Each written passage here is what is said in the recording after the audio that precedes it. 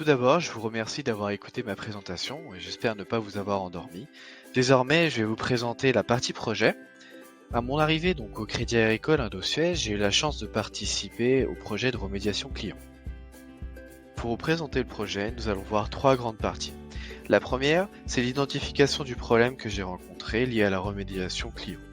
Le second, donc, c'est la réalisation concrète du projet et une petite présentation du tableau que j'ai mené.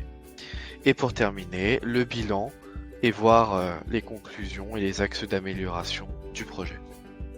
Avant de rentrer dans le vif du sujet, les banquiers privés de la banque Crédit Agricole Indosuez ont un rôle très important.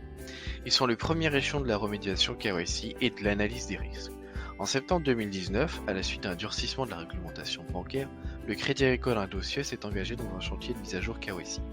Chaque client doit donc faire l'objet d'une revue complète en nous transmettant des documents justifiant par exemple de leur identité, de leur domiciliation, de l'origine de leur patrimoine, ainsi que leur dernier avis d'imposition. Mais le plus important est la collecte du document qu'on appelle questionnaire, connaissance, expérience, situation financière, objectif d'investissement, plus communément appelé CESO, et contenant le questionnaire MIF, et le dossier connaissance client.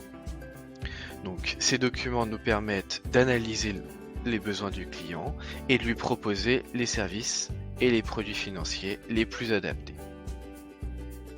Il faut savoir que la remédiation KYC pour la banque Indosuez a engendré son lot de soucis. Et finalement, heureusement, parce que sinon j'aurais pas eu la chance de mener ce projet. La banque Indosuez s'est donc engagée à terminer ce chantier avant l'année 2021 et au sein de mon service, nous avons plus de 1800 clients. Ceci implique donc une charge de travail très importante et nous a obligés à revoir tout notre suivi de dossier pour ne pas engendrer de retard. Je me suis donc rapidement posé la question suivante. Comment pourrais-je améliorer le suivi des dossiers pour ne pas prendre de retard?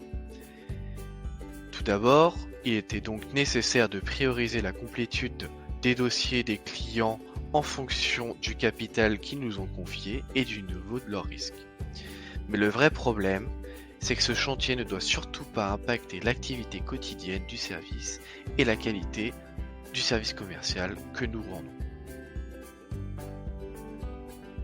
En accord avec les membres de mon service, j'ai donc décidé de créer un fichier Excel intelligent, reprenant toutes les informations nécessaires aux obligations réglementaires, internes et externes, au Crédit Agricole Indosuez, mais dans un souci de format, je vais être obligé de poursuivre la vidéo dans une deuxième vidéo Platoon.